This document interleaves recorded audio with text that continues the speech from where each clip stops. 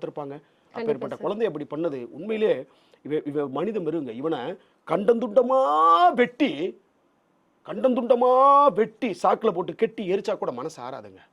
ஒரு பச்சிலம் குழந்தை இப்படி பண்ணிட்டு இந்த தீர்ப்பு அப்படி கொடுத்துருக்காங்க. இதுக்கு வாதாடுறதுக்கு ஒரு வக்கீலுன்னு ஒருத்தவங்க போறாங்க.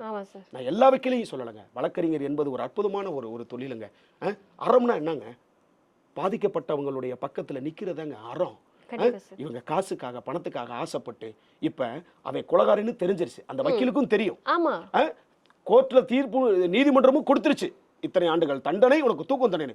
மேல்முறையீடும் பண்ணி அந்த அந்த கேடுகட்ட பயலுக்கு உறுதுணையா இருக்கிற இந்த ஒரு சில வக்கீல்கள்னாலும் இந்த நாடு நாசமா போயிட்டு இருக்குங்க. கண்டிப்பா சார். சட்டங்களும் கடுமையாக்கப்படணும், தண்டனைகளும் கடுமையாக்கப்படணும். அதுக்கப்புறம் தான் நிறைய மாற்றங்கள் வரும். கண்டிப்பா மாற்றம் வரும் அப்படின்னு எல்லாரும் நம்புற மாதிரி.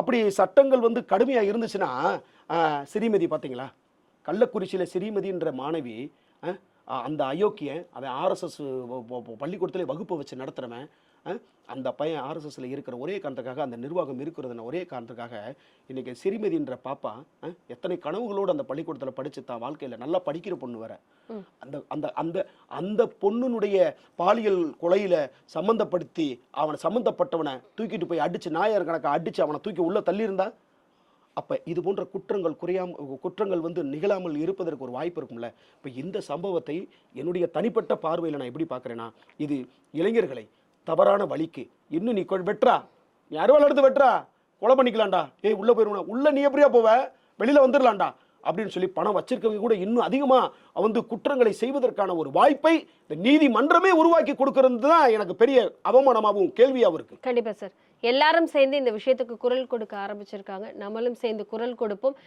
கண்டிப்பா கடுமையான தண்டனை கிடைக்கும் அப்படின்னு நம்புவோம். தொடர்ந்து பேசுவோம். நன்றி.